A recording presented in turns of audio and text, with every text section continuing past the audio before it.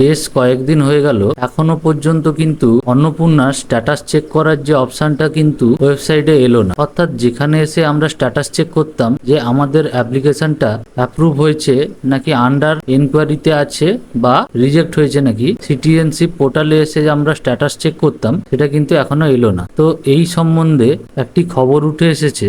এখানে কিছুটা হলেও বলা হয়েছে যে কি কারণে অন্নপূর্ণা ভান্ডারের স্ট্যাটাসটা বন্ধ হয়ে গেছে। তো এখানে প্রথমেই দেখতে পাচ্ছেন আবেদন বন্ধ অন্নপূর্ণার, এটাই হেডলাইন দেওয়া আছে এবং পোর্টালে দেখা যাচ্ছে না স্ট্যাটাস, বিপাকে বহু মহিলা। এখানে বলা হয়েছে আবেদনের বিপুল চাপ সামলাতে অন্নপূর্ণা যোজনার নতুন আবেদন গ্রহণ ও পোর্টালের উপভোক্তা উইন্ডোর সাময়িকভাবে বন্ধ করল রাজ্য সরকার। ফলে নতুন আবেদন করা তো যাচ্ছেই না, যারা আগে আবেদন করেছেন তারাও পোর্টালে নিজেদের আবেদন বর্তমানের অবস্থা বা স্ট্যাটাস চেক করতে পাচ্ছেন না। এখানে কিন্তু উল্লেখ করা হয়েছে যে সাময়িকভাবে কিন্তু বন্ধ করা হয়েছে। যারা হয়তো ভাবছেন যে আপনারা এখনো আবেদন করেননি, অর্থাৎ পোর্টাল বন্ধ হয়ে গেল, আবেদন আদেও আর করতে পারবেন কিনা, আপনাদের ভাবনার কোনো কারণ নেই। এখানে বলা হয়েছে যে সাময়িকভাবে পোর্টালটি বন্ধ করা হয়েছে, কারণ যার কারণে বলা হচ্ছে যে বিপুল পরিমাণে আবেদনের চাপ এবং আবেদনের সাথে সাথে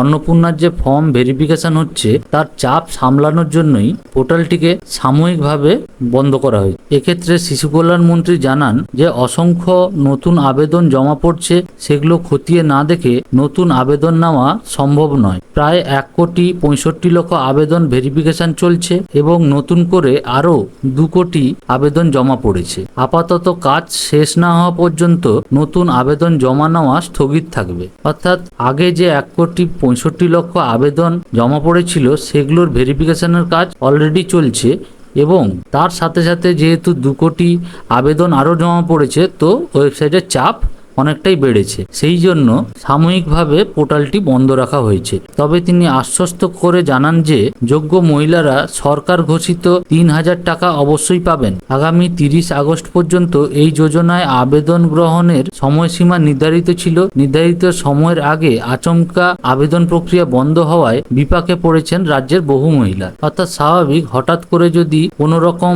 পূর্ব নির্দেশিকা না দিয়ে পোর্টাল বন্ধ করে দেওয়া হয় তো সাধারণ মানুষ স্বাভাবিকই বিপাকে পড়বেই। সরকারি দপ্তরে যোগাযোগ করেও কোনো স্পষ্ট উত্তর মিলছে না। কিছুদিন আগেই মুখ্যমন্ত্রী শুভেন্দু অধিকারী জানিয়েছেন 30 আগস্টের মধ্যে যোগ্য মহিলারা এই সুবিধা পাবেন। হঠাৎ করেই নতুন আবেদন নেওয়া বন্ধ করে দিল সরকার। শুধু তাই নয়, আগে সোশ্যাল সিকিউরিটি পোর্টালে সাধারণ আবেদনকারীরা লগ ইন করে যে স্ট্যাটাস দেখতে পারতেন সেই উইন্ডোটি তুলে নেওয়া হয়েছে। অর্থাৎ যেখানে গিয়ে আমরা নিজেদের স্ট্যাটাসটা দেখতাম সেটা তো এখন দেখতে পাচ্ছি না।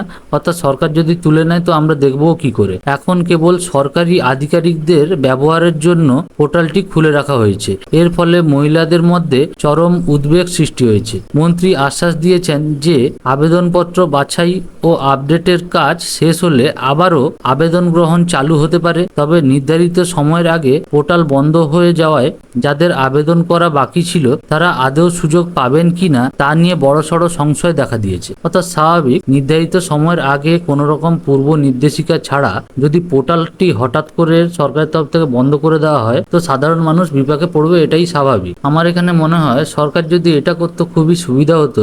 যেহেতু ভেরিফিকেশনের কাজ হচ্ছে সবটাই বুঝতে পারছি, ওয়েবসাইটে চাপ বাড়ছে, তো শুধুমাত্র যদি স্ট্যাটাস দেখার অপশনটা খোলা রেখে নতুন করে আবেদন করাটা না হলে সরকার বন্ধই রাখলো, কিন্তু স্ট্যাটাস দেখার অপশনটা চালু রাখতে পারত, তাহলে অনেকে জানতে পারতো যে তাদের অ্যাপ্লিকেশন স্ট্যাটাসটা রিজেক্ট হয়েছে নাকি অ্যাপ্রুভ হয়েছে। এখানে পুরো পোর্টাল বন্ধ করে দিয়ে কি করলো যে মানুষ জানতেও পারছে না যে যারা আন্ডার এনকোয়ারি ছিল তারা আদৌ অ্যাপ্রুভ হলো নাকি পুরোপুরি তাকে রিজেক্ট করে দেওয়া হলো। এখানে মানুষ একদমই বুঝতে পারছে না যে তারা রিজেক্ট হয়ে গেল নাকি আন্ডার এনকোয়ারিতেও এখনো আছে। এ ব্যাপারে কোনোভাবে কোনো জায়গা থেকেই মানুষ খবর পাচ্ছে না তাদের স্ট্যাটাসটা কি হচ্ছে। বিডিও অফিসে গেলেও তাদেরকে কোনোভাবে সাহায্য করা হচ্ছে না, বা যারা মিউনিসিপ্যালিটি এলাকায় থাকে মিউনিসিপ্যালিটি অফিসে গেলেও কোনোভাবে স্পষ্টভাবে ওরা জানতে পারছে না যে ভেরিফিকেশন কল যদি না এসে থাকে তাহলে কিভাবে তাদের ফর্মটা এনকোয়ারি হলো কি হলো না, কোনোভাবেই মানুষ বুঝতে পারছে না। এই জন্য মানুষ বিভিন্নভাবে হয়রানির শিকার হচ্ছে। ভবিষ্যতে সরকার নিশ্চয়ই কোনো গুরুত্বপূর্ণ পদক্ষেপ নেবে যাতে এই সমস্যার সমাধানটা করা যায়। বন্ধুরা, ভিডিওটি যদি ভালো লেগে থাকে একটা লাইক করে দেবে, চ্যানেলে নতুন হয়ে থাকলে চ্যানেলটিকে সাবস্ক্রাইব করবে এবং এরকমই আপডেট পেতে পাশে থাকা বেল আইকনটি তোমরা প্রেস করে রাখবে।